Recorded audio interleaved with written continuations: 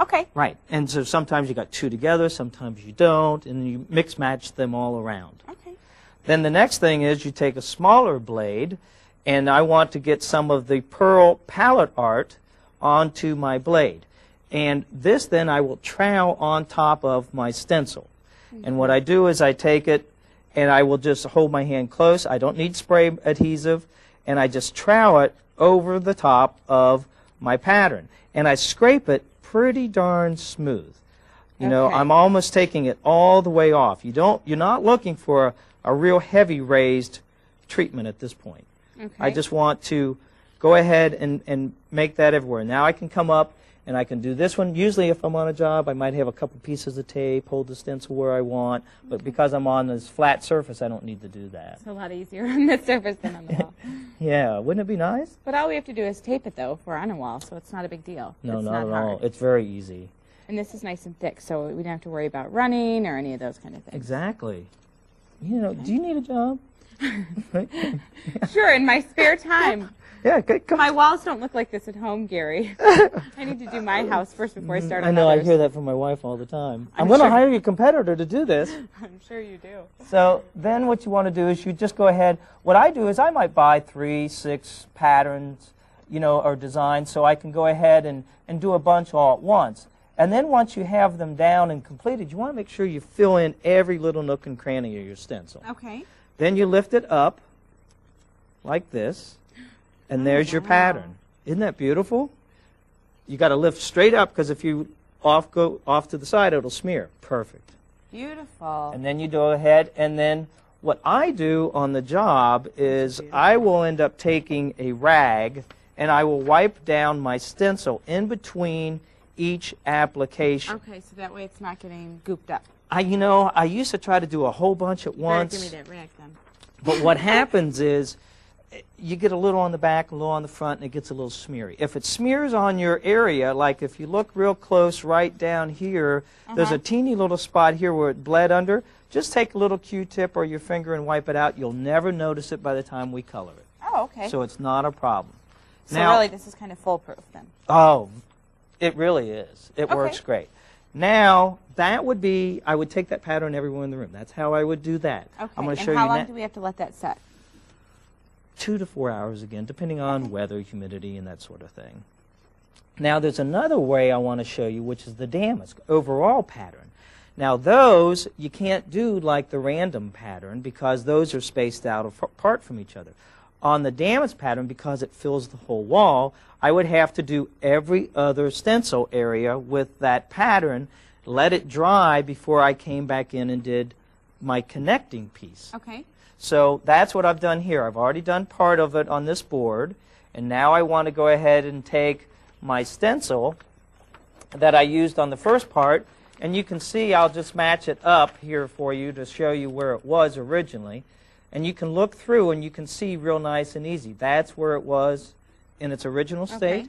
But now I would drop it down, and I want to match into an area that's already dry, like this here. Excuse me. Oh, so we can continue then. Right.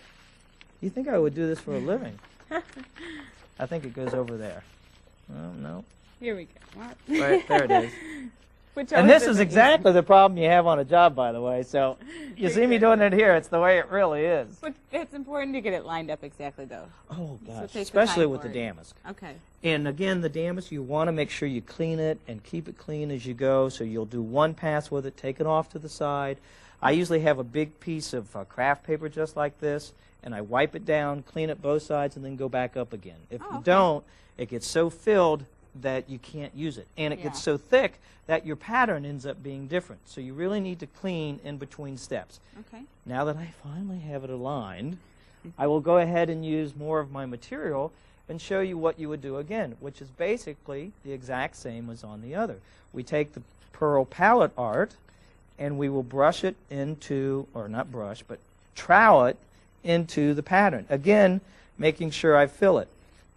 If you watch, my blade is not up high. And when you go up at a 90-degree angle, it scrapes material off. Oh, well, too, you'll lift your stencil if you do it that And way, you lift right? the stencil. So I'm more like for those that may ice a hot cake, I'm sort of doing that sort of a concept. I'm laying it on very lightly. As opposed to pulling. That's right. So I will do it, and again, I'm still scraping it down smooth, but my blade is held very low to the material itself. And I'm almost done with this little connection, and then we'll show you how to color them next. Okay. And now again, you would just lift it off, up straight. Straight up. And then there's your connection. You can see that that was not there before. Beautiful. So it really turns out very nice. Okay.